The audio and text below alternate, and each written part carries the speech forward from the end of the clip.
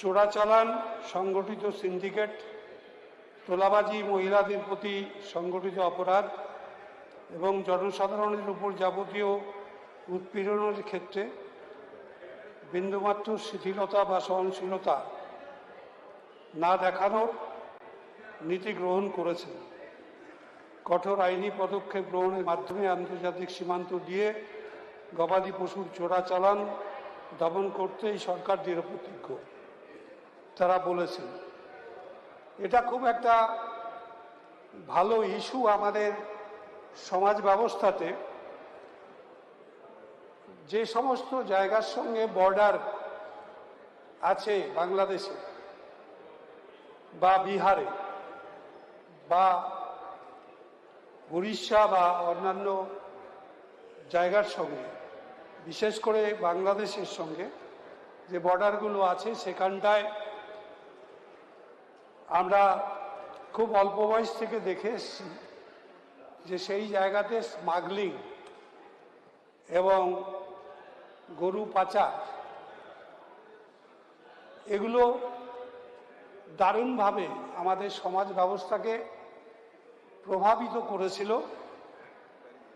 আমাদের যে সমস্ত গ্রামগুলো আমাদের এই বর্ডারের মধ্যে অবস্থিত ছিল, সেই জায়গাতে আমি নিজে যে জায়গার অধিবাসী সেটা হচ্ছে গঙ্গারামপুর। গঙ্গারামপুর ব্লকের মধ্যেই একটা বাংলাদেশের বর্ডার সেখানে আছে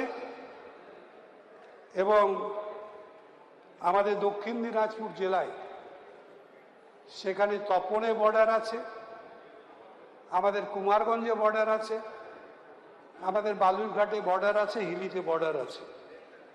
তিন ধার দিয়েই আমাদের জেলার এলাকাগুলো বাংলাদেশের বর্ডারের সঙ্গে সীমানা নিয়ে আমরা সেখানটায় বসবাস করে আসছি। সেই জায়গাতে সরকারের পক্ষ থেকে যেটা আজকে বলা হয়েছে যে সেখানটায় চোরাচালান, সংগঠিত সিন্ডিকেটবাজি, তোলাবাজি, মহিলাদের প্রতি সংগঠিত অপরাধ এবং জনসাধারণের উপর যাবতীয় উৎপীড়নের ক্ষেত্রে রাজ্য সরকার কোনো শিথিলতা দেখাবে না। এটা অত্যন্ত